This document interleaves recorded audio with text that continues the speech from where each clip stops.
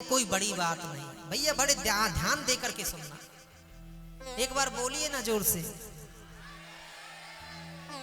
थोड़ा जोर से बोलिए।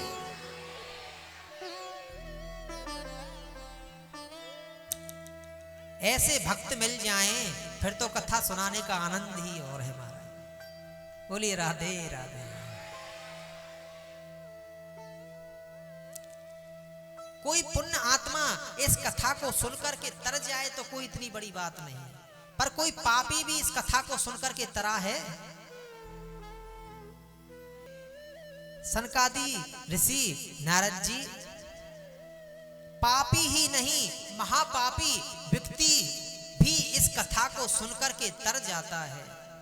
जिसने अपने जीवन में कभी पुण्य किया ही नहीं, पाप ही पाप किए, जो मदरा पान करता हो, मांस खाता हो, मरने के बाद भी उसके निमित्त यदि कथा करा दी जाए तो भी जीव तर जाता है, वो आत्मा तर जाती है महाराज। अच्छा, तो ऐसा कोई प्रसंग है। पूर्व काल में तुंगभद्रा नदी के तट पर उत्तम नगर बसा था। उसमें एक आत्मदेव नाम के पंडित जी रहते थे। सभी वेदों के विशेषज्ञ थे। उनकी पत्नी का नाम था धुंधली देवी। पति जी जो थे उनका स्वभाव बड़ा सरल था, बड़े सीधे थे, ज्ञानी भी थे। पर जो पत्नी थी वो बिल्कुल विपरीत थी, उल्टी थी। वो हमेशा उल्टी ही चलती थी। फिर भी वो पंडित जी उनके साथ में जीवन निर्वाह कर रहे थे। पर जो आत्मदेव जी हैं उनके मन में बड़ा कष्ट है। कोई पुत्र नहीं है, नहीं कोई पुत्री है। एक दिन मन में विचार आया, ऐसे जीवन को धिक्कार है, ना पुत्र है ना पुत्री है। तो महाराज मरने की इच्छा से वन में चले गए। इस देह को रखूंगा नहीं। वन में रो रहे थे, किसी संत ने रोने की आवाज सुनी तो सोचा इस वन में कोई भगवान के लिए ही रो रहा होगा। बोलो राधे राधे। तो संत जी चल करके आए, पूछा क्यों रोते हो। तो पूरी स्थिति को जाना तो सोचा अरे हम तो सोच रहे थे भगवान के लिए रो रहा होगा, कुछ सत्संग हो जाएगा, पर ये तो संसार के लिए रो रहा है। बोलो राधे राधे। संत जी ने बहुत समझाया, देखो बेटा ब्राह्मण इस मोह को त्याग दो। कर्म की गति बड़ी प्रबल है, विवेक का आश्रय लो, वासना को छोड़ दो।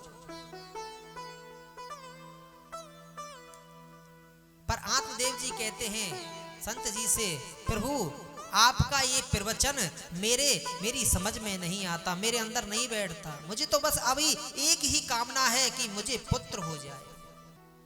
बहुत समझाया पर समझ में आता नहीं।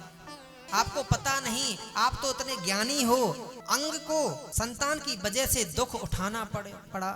सगर के तो 60,000 पुत्र थे, किसी ने सुख दिया, सब कपिल मुनि के नेत्रों से जल करके भस्म हो गए। संत का अपराध कर दिया। कोई पुत्र या पुत्री किसी को सुख नहीं देती, पर ब्राह्मण की समझ में नहीं आता। तो संत जी ने कहा देखो तुम्हारे नसीब में 7 जन्म तक कोई पुत्र नहीं है। बोलो राधे राधे। अब तो महाराज आत्मदेव जी ने, ब्राह्मण ने अपने सिर को इतनी जोर से पत्थर पर पटका, समझो प्राण ही निकल गए होते। संत जी ने कहा अरे ब्राह्मण देवता क्या करते हो, क्या करते हो, ऐसा करना उचित नहीं, आप मर जाओगे। ब्राह्मण ने कहा प्रभु अब इस जीवन का उद्देश्य भी कुछ नहीं, मर जाने दो मुझे, क्योंकि पहले मेरा जो दुख था 1 गुना था, पर आपने 7 जन्म का बता के 7 गुना कर दिया। अब तो इस प्राणों को रखूंगा नहीं, मर जाऊंगा और आपको ब्रह्म हत्या लगेगी। बोलो राधे राधे। अब तो संत जी घबराए, सत्संग की इच्छा से आए थे, ये तो कहां फंस गए, ब्रह्म हत्या और मोल लेने लगे। जब नहीं माना तो संत जी ने उसको एक फल दिया, जाओ अपनी पत्नी को खिला देना। अब तो महाराज उछल पड़ा खुशी के मारे और लेकर के आया है, धुंधली को दिया, कहा देखना अब हमारे घर में भी किलकारियां गूंजेंगी, इस फल को खा लो, संत का आशीर्वाद है। पर जब फल धुंधली को दे दिया तो अनेकों अनेक विचार किए धुंधली ने, पर उस फल को नहीं खाया महाराज। इसकी बहन आई, उससे कहा, अरे उसकी बहन के कई कई पुत्र थे, उसने कहा संतों की बात का भी कोई विश्वास है, इसकी बहन तो चाहती थी मेरे इतने पुत्र हैं, अब की बार भी जो पुत्र होगा उसको मैं इसको दे दूंगी, इसका धन मेरा हो जाएगा, ऐसा उसका विचार। धुंधली ने कहा अरे बहन हो तो ऐसी, बहुत सुंदर बात। और उसकी बहन ने कहा इस फल को आप गाय को खिला दो, इसकी भी परीक्षा हो जाएगी। तो महाराज ऐसा ही हुआ। अब तो पति इतने सीधे कि कुछ समझ ना पाए, बहन ने पुत्र लाकर के उसको दे दिया और 4 महीने बाद गाय के भी बहुत सुंदर पुत्र हुआ। बोलिए राधे राधे। इसके पुत्र का नाम पड़ा धुंधकारी, और गाय के जो पुत्र हुआ, गाय जैसे कान है, शरीर के एकदम मनुष्यों जैसा है, उनका नाम है गोकर्ण महाराज। गाय के से कान है इसलिए गोकर्ण नाम रख दिया। देखिए ख्याति तो दोनों ने प्राप्त की, पर ये जो धुंधकारी है बहुत बड़ा दुष्ट है, बहुत बड़ा खल है, और जो गोकर्ण जी महाराज हैं परम ज्ञानी हैं, महात्मा हैं।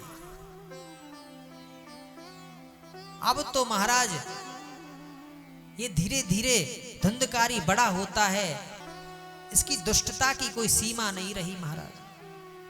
पिताजी दुखी होकर के मरने के लिए वन में जाने लगे,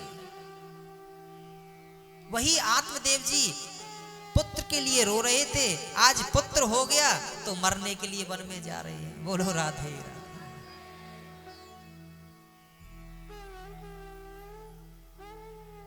पुत्र नहीं था तब भी दुखी, और आज हो गया तो भी दुखी। ये वन में मरने के लिए जा रहे थे ना, तो सामने से गोकर्ण जी महाराज आ गए। उस दिन जा रहे थे तो उस दिन भी संत का सामना हो गया, और आज जा रहे हैं तो आज भी संत सामने से आ गए। ये हमारे भजन का ही प्रताप होता है महाराज। जब हम दुख में होते हैं और या किसी गलत मार्ग पर जाते हैं तो कोई हमको समझाने वाला आ जाता है, ये भगवान की कृपा से ही संभव है महाराज। जो हम भजन करते हैं ना, उस भजन का ही ये प्रताप होता है। आज गोकर्ण जी फिर सामने से आए, पिता की मन स्थिति को जाना है, तो पूछा पिताजी आप इतने दुखी क्यों हो? कहा बेटा क्या करूं, मुझे अब इस संसार में रहना नहीं, मैं बड़ा दुखी हूं। ये धुंधकारी जो मेरा पुत्र है बहुत बड़ा दुष्ट है,